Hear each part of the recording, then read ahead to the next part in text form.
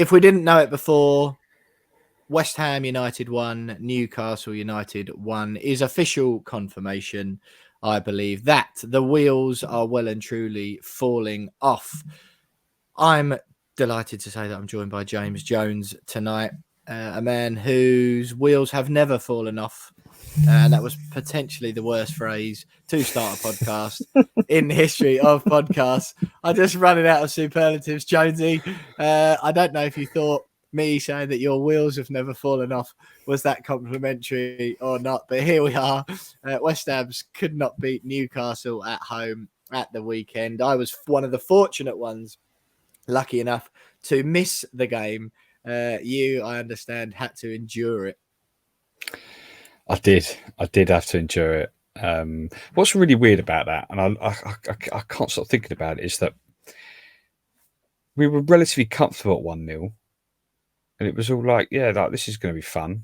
Like we should probably score one or two more. Newcastle might get one, but it'd be fine. So we went down we went for a beer, probably about 5 minutes earlier, half-time beer, about probably 5 minutes earlier than we would have done. About 38th minute or something silly like that. Just like, I just can't have a beer. So we went, and then we're standing outside in the rain. Right, it's a grim day. It's the day after Storm Eunice had decided to wreak havoc upon the world. And we were like, for a storm. Oh no, terrible, isn't it? And then we stand out there in a pouring rain, going, oh well, at least we get 3 points today. Terrible day, lovely weather for ducks, but at least we get 3 points. And then suddenly, the whisper stuff, because we didn't hear of celebrations, we didn't hear a roar or anything. Sometimes you do, but and then suddenly it was, oh yeah, Joe Willock's just scored for Newcastle. It was like, how they barely even come anywhere near us. Like, I don't understand, and because we didn't see the goal, it was as if like the role of the second half, it was like we had to remind ourselves that it is only 1-1, because like. They didn't really threaten us in the second half either, and it was like, this is just rubbish. Yeah. Just a rubbish day, just a rubbish day out all round, and we've been saying it for weeks. It's beginning to get a little bit stale, isn't it? It's just yeah, and that's the thing. Everyone goes, oh yeah, but we're still fifth. It's like, yeah, we won't be this time next week. Early. Yeah, like, Tottenham beating Man City away. We played about a season more than everyone else around us. Like, it's just like everyone's going to catch us up, and we're going to end up finishing like 10th or something. It's going to be like the biggest anti-climax of any anti-climax ever in football industry. It's just annoying. In the history of anti-climaxes. Yeah, it's like why is this a thing now? I don't understand. Yeah, no, I'm totally with you, mate. Look, I mean, we'll go into the Newcastle game in more detail. I honestly feel blessed that I had an awkward work start time. 2:00 I started in London Bridge on Saturday.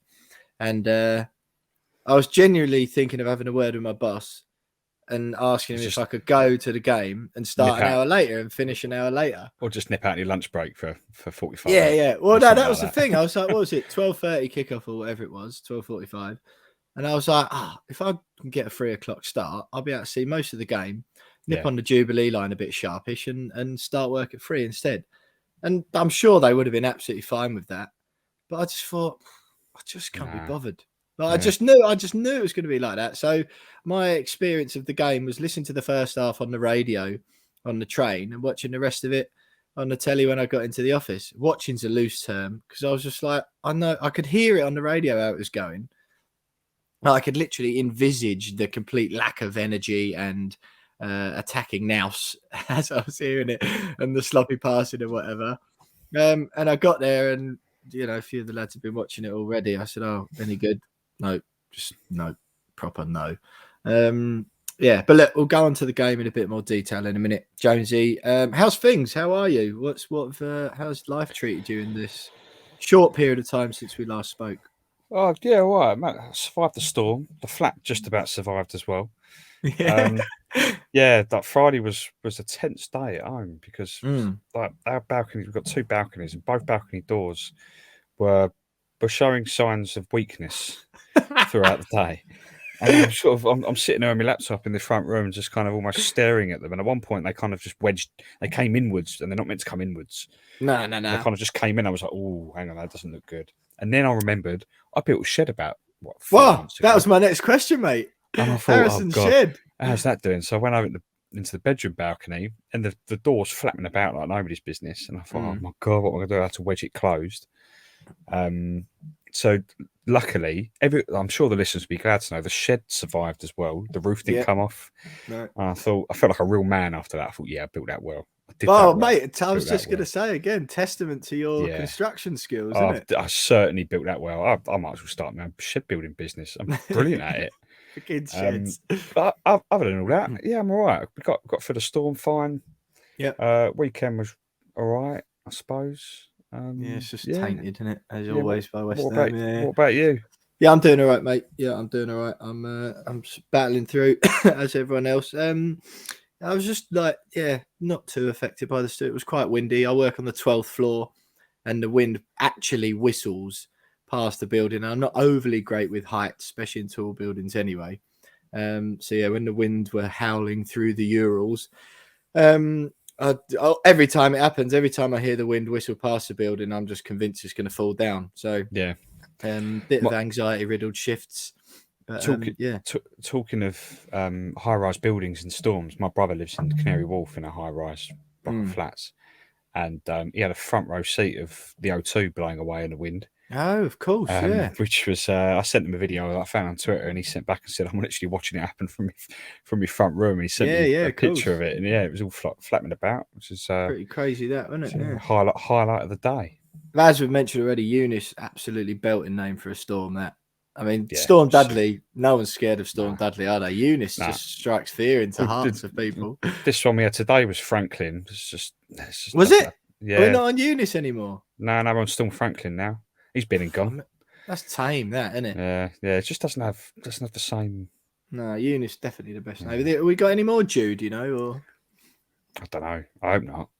I don't think the shed will last. Let's put it that way. No, that's true. Yeah, it's funny, Jonesy, as well. We've got listeners who genuinely listen in Australia and America and parts of the world where they have genuine, like, life-threatening weather, and it's like we're over here naming our storms ridiculous, like things like Eunice and Dudley. We broke a record for the strongest gust of wind in the UK, which was 122 mile an hour, which is probably like a light summer's breeze in some other parts of the world. Listeners in Louisiana or whatever, they're just like, but what are you talking about? Yeah, that's spring. We can play golf in that. Yeah, exactly, mate. Yeah, exactly. Well, look, right, James, has become my custom over a few years or several years or decades, in fact, of supporting West Ham. Because I sort of half experienced the game, I didn't watch it back again, and I haven't watched it back since. The feeling of just like meh surrounded me somewhat. Newcastle 17th position in the league. Granted, they've had somewhat of a turnaround under Eddie Howe. So this week, as someone who's at the game, I'm looking to you for the insight and for the discussion points and that sort of thing. Where do you think is prudent to start out of the game? Obviously, Craig Dawson scoring again, which is good stuff. We're sort of starting to get that like threatening look about us at set pieces again, which is obviously good, and aerial balls into the box. West Ham's goal, uncharacteristic error from Declan Rice. Do you blame him? Bit of a sloppy one to concede. Was he the only one? Said Ben Rama having a go at Moyes. I mean, you tell me, mate. You were there. Those sort of the takeaways I've seen of my half experience of the match. But I'll throw to you, and you can take the lead this week. Well, you've named all the big talking points there. I just like the whole performance for me was just like before the game, it was announced that St Maximin was missing, and for me, he is their biggest threat. I was worried about our defence coming up against him, particularly when you consider out the performance our fullbacks put in against Leicester only a week ago. And I thought, if we've got St Maximin, if we can't deal with Harvey Barnes, then you're not going to deal with that St Maximin. You know what I mean? No. It's like I was worried. So hearing that news that he was going to miss the game, I'm like, right, that should be like the confidence boost that we need to go right. Let's put this lot to the sword, and this team's 17th in the Premier League. Like we should be, and we're 5th, could go 4th. Like we should be, with all due respect to Newcastle, we should be wiping the floor with them at home. And it was just incredibly flat. Barring Dawson's goal, I don't recall us. Bowen did it at the bar just before we scored, I think. But it was a good save from Dubravka. But other than that, there was nothing really of note performance-wise that suggested that we should have walked away from that game with 3 points. And for me, that's the biggest worry. It's the players are knackered. That's obvious. But when you got Soufal was dropped, Fredericks comes in, and he's hauled off at half booked time. And hooked. Yeah. He's hauled off at half time, and they chuck Ben Johnson on. It's just like in the last 2 games, we've had 3 different right backs, and nothing's really done anything. Bizarre how Johnson's sort of fallen down the pecking order. I don't know why he wouldn't be first choice ahead of Fredericks. That's a strange one. That's a strange one.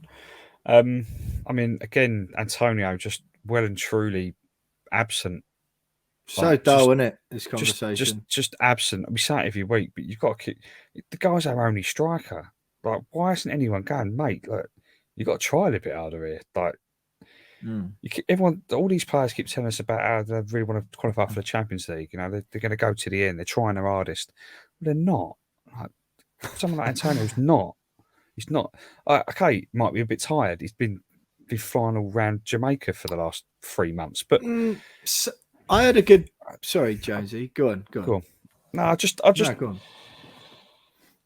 I've said it for the last three episodes. I think that it's now times like this where you wonder again where the thought process was in the January transfer window, because if you have three there wasn't one, but you have 3 new faces in there, and we would look a lot more lively. We'd have a little bit more oomph behind us. There'd be a little bit more impetus within the team to stay in the team because there's new competition.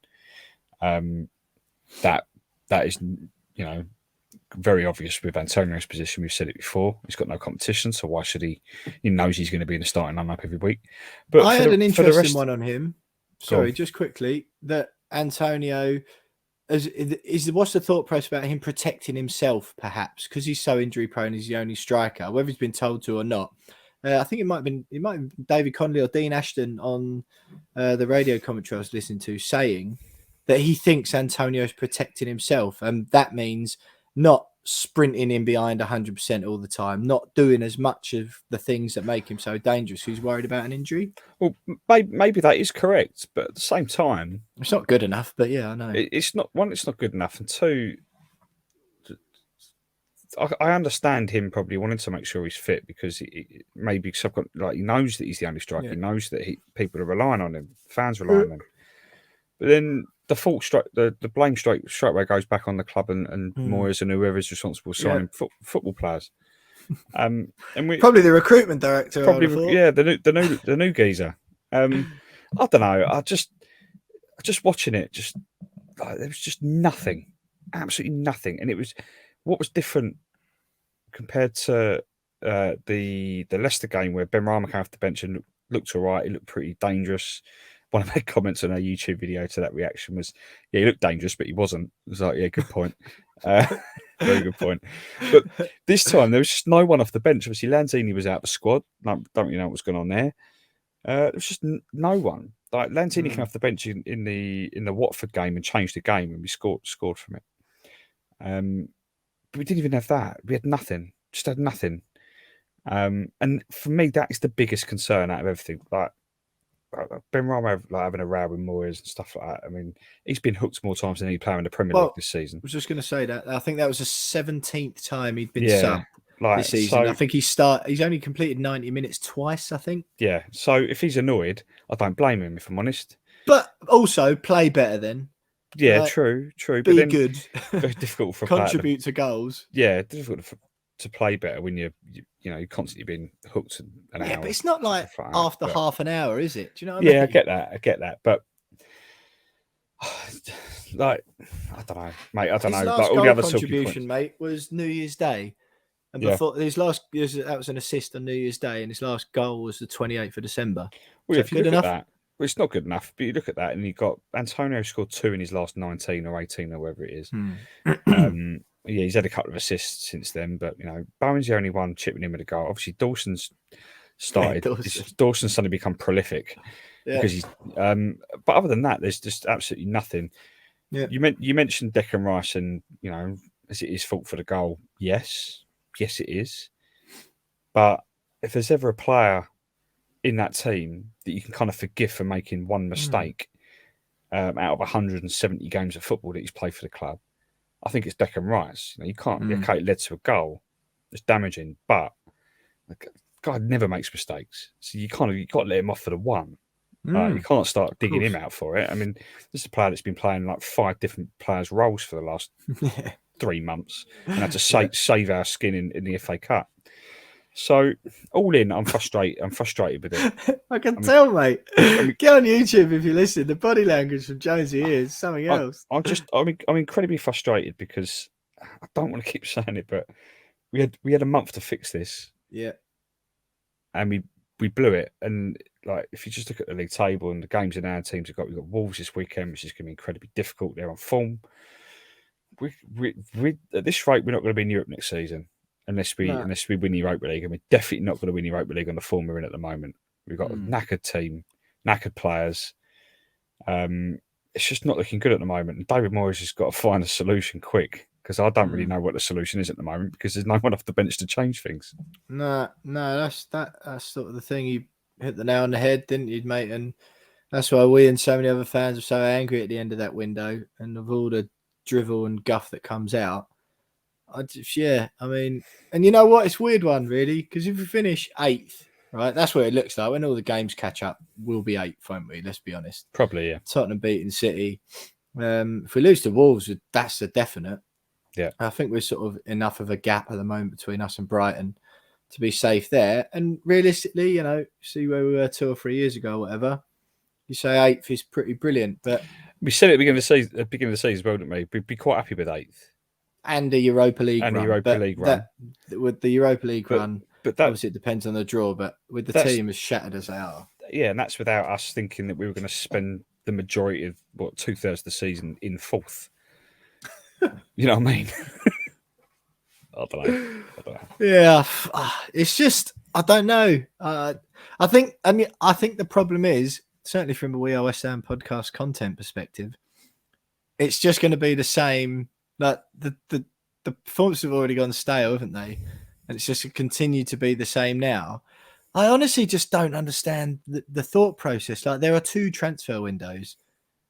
Like, it's almost like if you just do all your business in the summer and it doesn't work out, it's just like, no, we only do it in the summer. It's like you just write off seasons midway through. But anyway, it is what it is. So I totally agree about the goal. On the game, then, any sort of the Said Benrahma thing, he said it looked like he mouthed every time to Moyes as he came off the bench. David Moyes played it down afterwards, said he doesn't have a problem, was just telling him to run off the pitch a bit quicker, and he wants him contributing goals. And I don't blame him, to be honest. Like, I think he's had a good run. He started the season really well, and I thought he was going to replace, be the new Lingard or whatever. And he's just proper gone off the boil. Pablo Fornals, I sort of was confused at the sort of negative perception around him for a while. And again, Bowen is playing really well. I think, but Benrahma's the weakest of that front trio. Antonio's like obviously up there on his own. His situation's slightly different because no one's come in instead of him. But yeah, I don't know, mate. I just think it is. But what about Vlasic? We spent a half decent amount on him. What did you make of him? Vlasic, actually, looking back now, when he came off the bench, and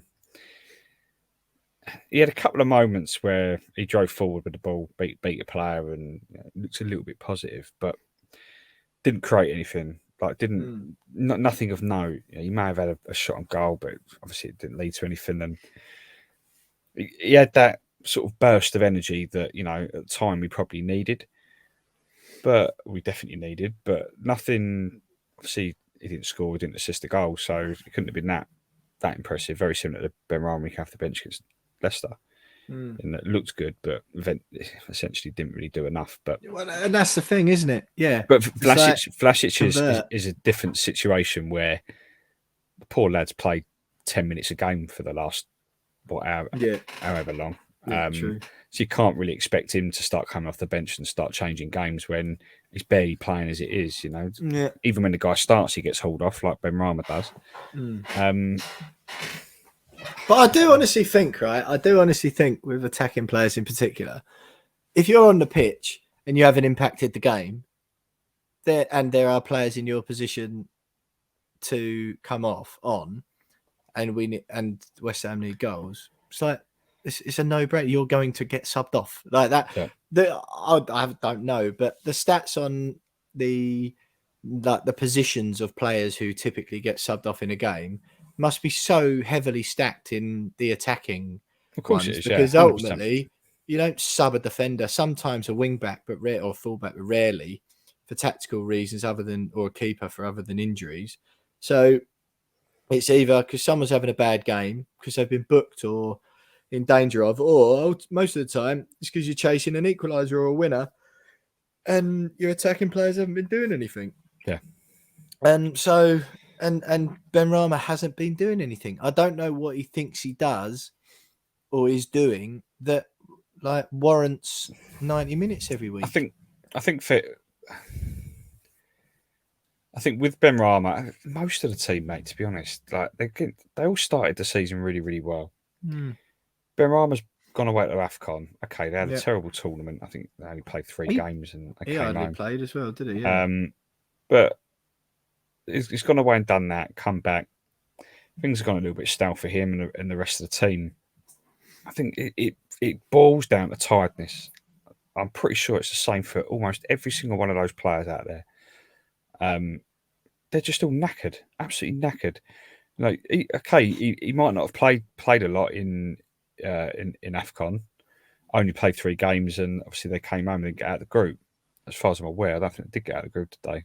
I think it was like one of the big shocks. They're reigning champions, but you still got to go away into an international tournament and do all the bits and pieces that an international tournament requires a player to do. Over in Cameroon, wasn't it? Yeah, It's like, you got Antonio going over to Jamaica twice in the last 4 months, playing 2 or 3 games over there each time. Plus the fact that we've played 35 games already this season, and then we've still got another 18 or 19 to play. And that's without factoring in the fact that we might win in the FA Cup and win in the Europa League. So we've got a squad that are absolutely shattered. Yeah. So it's little wonder that Benrahma's not impacting anything. It's little wonder that Antonio's doing nothing. Bowen is. It's little wonder. Bowen is. I don't know. Bowen is. And he's played more than anyone, really. But he has played more than anyone. And to be fair, Declan still playing well. Bit of a freak of nature, though, Bowen at the moment. He's just an absolute, Duracell bunny. Yeah. Declan, I think Declan's different because he's a level above everyone else in terms of ability. But his fitness is and I think lasting, isn't it? His fitness has been brilliant. But the rest of them, I don't know, just looks jaded and stale, mate. Soucek again, rubbish, just rubbish. Yeah, just complete rubbish. I don't know. It's just all of it's just rubbish, and it just feels like it's just going to slip away and just become another mediocre season or mediocre finish to a season at least. It's one of those, mate. I just it's hard to. The difference if we finish 8th, that'll still be one of our best seasons. It would be the last 2 decades or whatever. But I know what you mean. We keep saying, but still, we are still fearful. We're not going to be there for much longer. Yeah, I know exactly. The difference between this season and last season, we did something in January and brought in someone that could just inject that little bit of energy into the team in Jesse Lingard. I'm not saying we should have done that again, but that just shows what bringing a player in can do to form midway through a season. It can just give you that little bit extra to get over the line. Newcastle have done that by signing Trippier. So many, Burnley with Weghorst. There are players who he scored for Burnley as well, didn't he? So yeah, he did not for Newcastle, but for Burnley. No, exactly. Yeah. But all these teams that brought in players, most of them having players that are making an impact, giving them that. Yeah, okay, they all might be knackered, but they got that one player coming and giving a bit of energy. We had that last year, and it almost paid. Well, it did pay off really, but it could have been better. This year we had an opportunity to do it, didn't happen, and I think we're going to pay for it now. Yeah, totally agree, mate. Totally agree. Wolves next up. Wolves at home, Sunday the 27th of February, 2:00 kickoff at London Stadium. Before Southampton away in the FA Cup, Wednesday the 2nd of March. I don't know, mate. It's one of them, 5th in the league, especially with Tottenham beating City at the weekend. I genuinely can see Wolves doing us, but let's wait and see what happens. If it's going to carry on like this, see if we get in the Europa League, just rest all the players for the Prem. Let's just try and win that. Ignore the Prem. Let's finish 14th and just try and win the Europa League. We're safe now already anyway, haven't we? We can barely rest on anyone anyway. We've got the squad. No, but that's just play the under-19s. We've got 42 points. That's safety. So, just do that and try and win Europa League. Listen, mate, understandably depressed. Anything else on the Newcastle game, or was that sort of, how'd you feel? No, I mean, I did tweet after the game that the referee was atrocious. But not to blame, is he? Not to blame, but just silly decisions, rubbish decisions. And then at the end, ball gets flagged out, going out of play. And Dan Burn assaults Jarrod Bowen. Yeah, and then Jarrod Bowen gets up and, as quite rightly, protests at his legs almost being broken and gets booked for it. And everyone's like, what's this ref doing? He just booked Jarrod Bowen for being annoyed that he almost died. He's like 7 feet taller than Jarrod Bowen and almost killed him. So, what did you do that for? And he's like, yellow card, mate. Yeah. Oh, come on. Burn only getting a yellow. It's just crazy. Yeah, crazy. Fair enough, mate. Fair enough. Well, look, that's enough dourness for. Well, I think you did a pretty good job there, Jonesy. You made it sound as bad as it sounded on the radio for me, anyway. Newcastle reaction there, 1-0 against Newcastle at the weekend. Leaves West Ham 5th on 42 points, 26 games played, which is at least 2 more than the 1, 2, 3, 4 teams, or 5 teams, 6 teams below. So yeah, basically played all our season already. It's only us and Man City and Man United and Brentford who've played as many as we have, the 26. But it's a little bit disappointing.